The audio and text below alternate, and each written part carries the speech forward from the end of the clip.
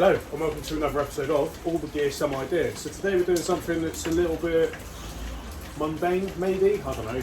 Right, so what we're doing is a intake manifold flat motor. So the audio is absolutely atrocious from the rain. So engine cover off to start with. That is now where the plug is for the actual motor itself.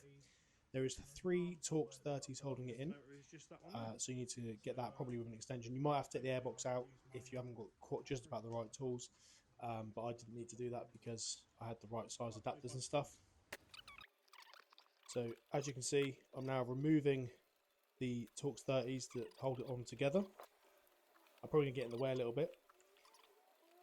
And then you see it's now loose. There's a spring, and obviously it's got like a ball joint on the end of it. So that's where the spring goes onto, and then on the other side, which is there, that's where the actual rod goes onto. So you need to make sure that you put that back on again together. So it's now unbolted. I'm going in there now with a screwdriver to pop off the connecting rod. So I just use a long screwdriver in that, put it down the side of it, popped it. It's now off. Just also making sure I was pulling it off to make sure the spring, I'll show you in a second, doesn't fall off. So I think I've already got the motor off. Yeah, so now I'm showing you where the spring is. The spring goes on that little bit. Annoyingly, I wasn't aiming for the camera at this point. Just when you put that back on again with the new motor, it is quite fiddly. I used some long nose pliers to sort of put it down there. So I've got it all in, put the rod on, and then use some long nose pliers to go down there with the spring. Hooked it on one end, and then managed to just gently hook it over the other side. And then I got it lined up and put the bolts back in. So it's a little bit fiddly, but nothing that's sort of out of anyone's league. As long as you've got a little bit of patience and the right tools, it wouldn't be too hard to do in any one situation. It's just having the confidence to be able to do it and not drop anything at the same time.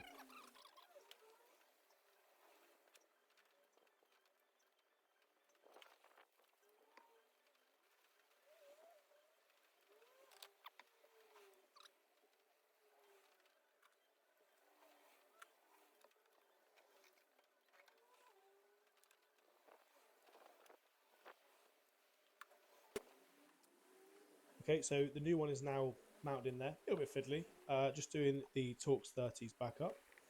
After we've done this, we will run through the scanner to clear the fault code and see if we can do a final control on the motor.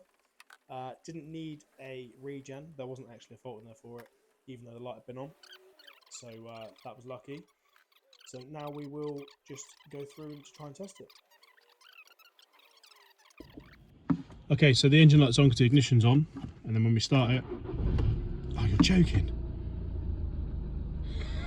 I've literally just got in there and started it and gone, oh, light's still on, I must have to clear it. And I did it 3 times, and now the light is cleared. Now, reason for that is when an engine management system sees a fault, unless it sees it continuously, it has to see, on a Volkswagen anyway, it has to see the fault occur 3 times in 3 different ignition cycles before it will put the engine light on. So you're generally, if you plug a car in and you've cleared it and then it comes back as a pending fault, that would normally indicate that the car sees the fault, but it might not happen again. So it has to see it 3 consecutive times on 3 consecutive ignition cycles that the fault is present, and then it will stick the light on. So what I've done is jumped in the car, turned it on and off 3 times, the light stayed on, fine, I'll clear it. But now I'm recording, the light is now gone. There is another video I've got the light on already with the faults and that. So anyway, we've got the scanner here. So we'll leave it running for a minute, and hopefully we can wrap this up here. Yeah, just gonna run through. I should have gone to the previous one.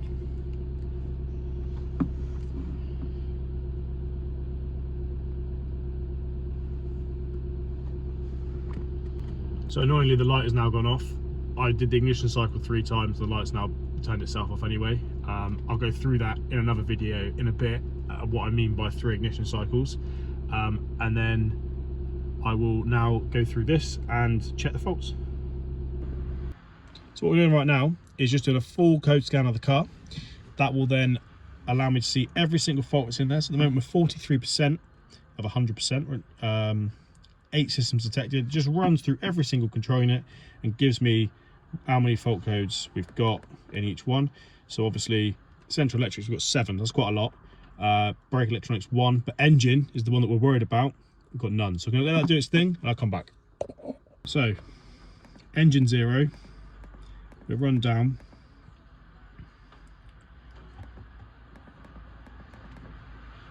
So first load of faults we've got: brake electronics, tyre pressure warning, that's fine, that can be erased.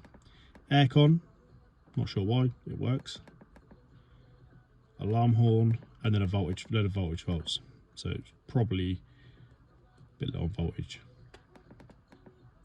And this one is because it's got an aftermarket radio fitted, which is the one I fitted the other day, which is the CarPlay one, which apparently isn't very good. Okay, so that was the replacement of the motor.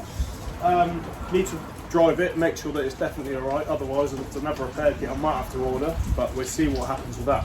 So probably a short video, but it might help you out in the future. It's not too hard to do, a little bit fiddly. If you've got a little bit of patience, a little bit of know-how, you'd have no problems doing it. It saves you going to a garage to have that done. I'm now going to do a headlight bulb on the car, which I forgot to mention earlier. I might do a video on it, I'm not too sure. It's only a bulb, but then it is more content, so probably will. Yeah, cool. Thank you for watching. Don't forget, like, subscribe, hit the bell icon and all that jazz. To watch some of our previous videos, click here. And to watch one of our newer videos, click here. And then to subscribe, click here. Thank you very much.